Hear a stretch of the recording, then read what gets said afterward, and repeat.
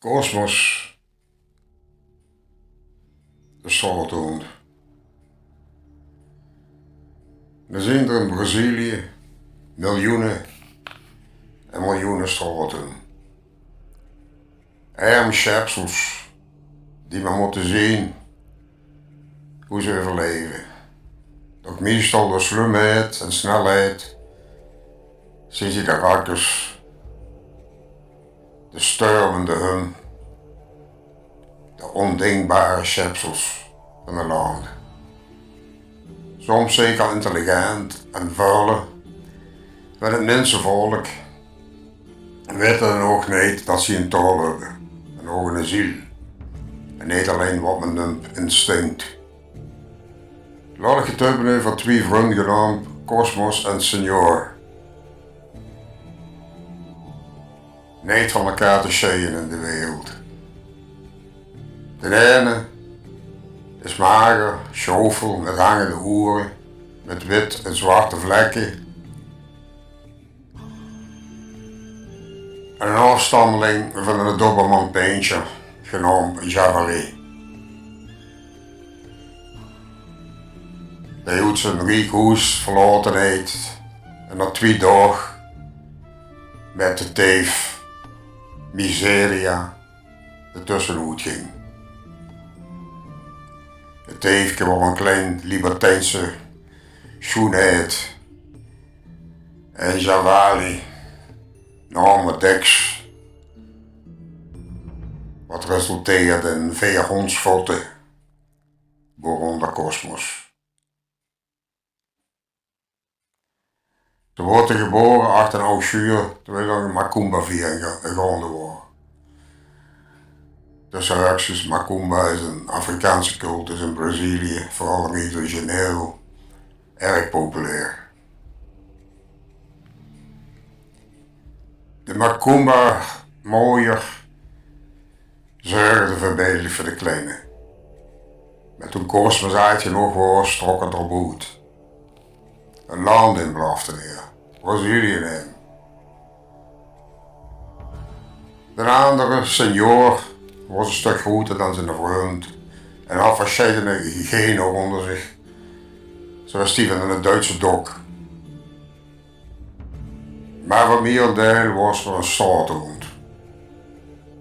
Hij was gans zwart en alleen een klein wit hard vlekje, pal tussen zijn ogen, deed hem vrolijk leken. Laten we op zoek gaan gaan te eten, ach Senor te berden. Oké, maar laten we eerst bij Carlos langsgaan. Misschien is hij nog gelijk als voor ons. Want de slachter Carlos is een goeie mens. Bijna zou ik zeggen, een hondweerdig. Anders dan bijvoorbeeld de familie van Cardoso, die boevenbende. Ik zag gisteren door het look in de tuinmoer dat een elite troep een boeken vol vraten. En toen dankten ze ook nog God voor de copieuze maaltijd. Ik probeerde de aandacht te trekken, want de slim leek me goed mijn mond uit. Ik begon te jammeren. Maar wordt meteen beloond met een trap tegen mijn bakjes. Godverdomme. De zoon, een lomp verken, ging zelfs zijn geweer holen. Een teug en iedereen lachte toen het de kloeten opging. Het volk, mij grende. Naar de voorpoort en zeggen het flink tegen het traliewerk. Waardoor een bloot 100 meer afkwam en zo was de stier. Blaffen, koster, die blaffende beul. En achter het traliewerk scholle me goed. En ik zegde hem in zijn bakjes. Onverdomme. Daar kunt u door te staan, schuurde de stier rond. Nou, ik zag. Zeg maar tegen die de baas dat er een zwijn is. Verken, een waardeloze leegloper en een geldduvel. De goede hond nog giftiger. Mijn baas kan mich niet verstaan hoor lopen. Verdomde tevenneuker. Ah, ja, amigo fila. Zag Kosmos tegen de blote hond. Dat is nu een nadeel van de mens. Maar kinderen niet verstaan. En nog erger. Sommige kinderen ze niet begrijpen of voelen. Ze beginnen stink. En dicht opgeblazen blote hond, rattenkop, eierkook. Is er alleen maar om zijn politie te beschermen. Ja, maar ik krijg gewoon te weten. Zo'n busstukje. Rolde een ander met zwoer stem. Nee, vriend, we zijn een gevangene. Een slaaf van het kapitalistisch apparaat. Het product. Hoe hij best, de vijfmachine. Ik heb ze uit vrijheid gekend. Zuster, ik ben niks. Ik ben een gewone straathond. Maar ik heb mijn vrijheid en gelukkig is hij nog een goed lui. Nee, ik wil niet met die gullen. De goede hond sprong nog enkele keren tegen het gele traliewerk. En als dat erover had kunnen komen, dan had Kosmos een flinke vechtpartij nodig gehad om zijn leven te redden. Want de beet van een Braziliaanse bloedhond kan duidelijk zien. De goede hond wordt nu door zijn mensenbaas teruggeroepen als dat poederlunch. Zo is het leven in Kosmos nog na. En het gedroog leek met hangende oer terug. En dan kreeg je nog een stamp onder zijn dikke kloeten van zijn giftige baas. Die zag godverdomme uitgerust van een bezoek. Hij weet het nog beter, voor Kosmos, als een vriend senior. Nee, verdrieven Kosmos, vond hij. Nee, verdrieven. Want vrouwen is gewoon eronder door. Weer een overrijen, weer een doetje knuppelde imbecielen. Nee, dat is niet allemaal gemeentelijk. Maar toch, we hebben de vrijheid en de meeste lui laten ons betrouwen. Ze geven ons te eten. Daar Kosmos iets meer afstandelijker. Alle twee slijterden ze nu naar de afloop, hoe ze al meer lotgenoten hadden verzameld. Sommigen hadden ruizing gekregen over enkele botten, wegrotten in de morgenzon. Anderen likten lege blikken terwijl ratten aan de weeg zuigden en ruizing maakten met kakkerlakken. En de oerleboes, de aasgieren, die leken wel doeiegravers op Gods akkers met verdachte blikken op een of ander wegrottend get. Enkele mensenkinderen, of zal ik zeggen straatkinderen, waren nog aanwezig in een versoorte kleding. De kinderen van de straat die net als de hun een vrij leven hadden, maar een gevaarlijk. Anderen hun waren samen met de kindermensen onder de guavaboom en drumden in de schaduw neven een oude Deus. Een ras straathond, een mengeling van een manenwolf en een jakhals. Er was heel uit en het lopen ging blastig af. Terwijl de blik in zijn ogen zag dat hij verlangde naar de hondenhemel. Er was alleen maar tot last voor de anderen die hem zijn botten moesten brengen.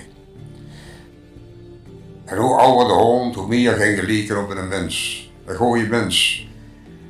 Dat is erg goed deeg in de wereld.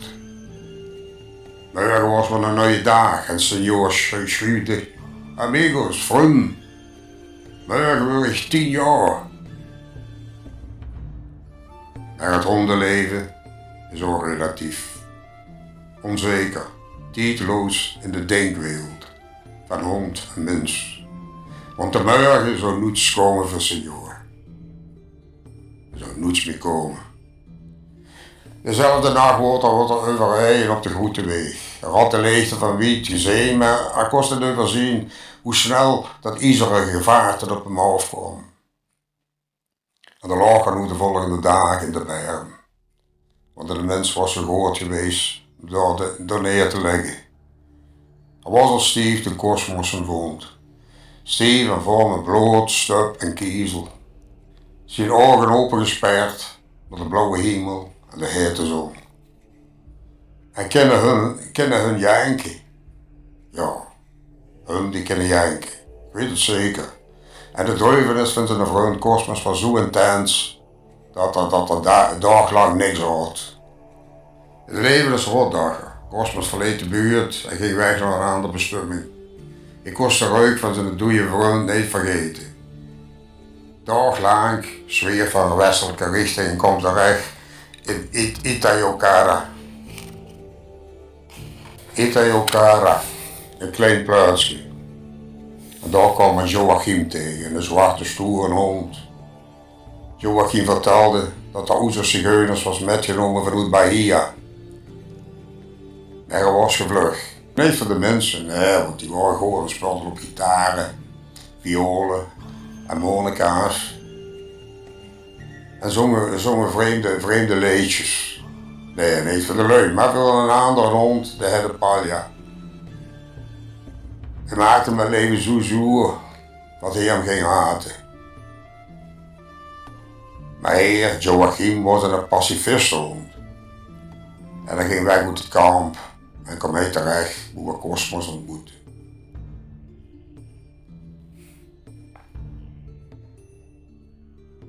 Joachim, de naam had hij gekregen van zijn baas, de eerste baas, een oude neger.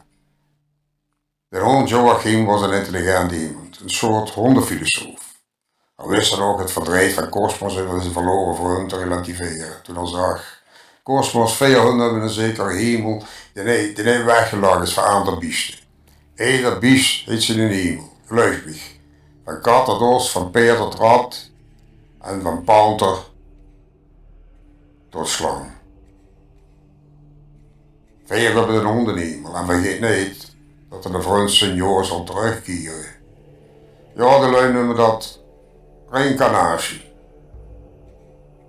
We zijn zelfs dan leuk in de truck hier aan de vuur van een hond. Maar dit had je goed gesloten. Nee, ik heb mijn zienswijze. Een hond is een hond. Doch een hond is mens beste vriend, zegt men. Maar sommige lui kunnen erg weetgaan met de vriendschap. Het wordt meer leefde, affectie en trouw zien.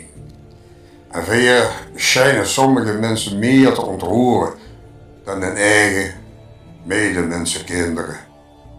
Hoe zit dat? Kosmos krabde zich achter zijn hondenoer. Hond verdomme, daar zit je in, met tegelijk die dag aan de lui.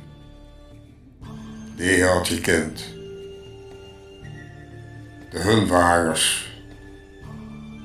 En weer anderen die de hun aftuigden als een stuk voel. De aan de muideneers die hun vilden en overgingen tot het opeten. Kijk, zei Joachim. De affectie die soms zo weet dat een hond een arm krijgt van zijn baas. Zo in de boek. Dit boek las me een oude negerbaas bij vuur, want hij beschouwde mij als een soort zoon. En ik luisterde met verbazing. De hond in dat boek had ik Quintus Borbas. En zijn baas heeft zoveel van hem dat het kwakkelige filosoof met zijn testament vernoemde. Zijn hele vermogen leed daarna ons in de mensenvriend Robian. Maar er was één voorwaarde. Dat hij Robian, de mensenvriend, tot de dood voor de hond Quintus Borba moest zorgen. En als de hond zou sterven, moest hij hem begraven in de daarvoor bestemde grond. Zijn graaf moest bedekt worden met melodieuze bloemen en planten. En tenslotte moest hij de bot en een lof van tien opgraven en in een cederhouten urn stoppen en een ereplaats geven in het huis.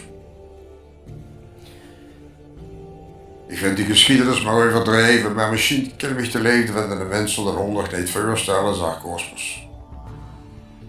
Joachim stelde Kosmos de vraag of bed wel te gaan naar Bahia, hoe we geboren was en opgegroeid. Vele zigeuners zijn ontvoerd. Die zigeuner bewonderden hem zo dat hij zwart was als een raaf. En voor hun zou het geluk brengen. Misschien zou ze de eerste baas, de oude neger, nog leven.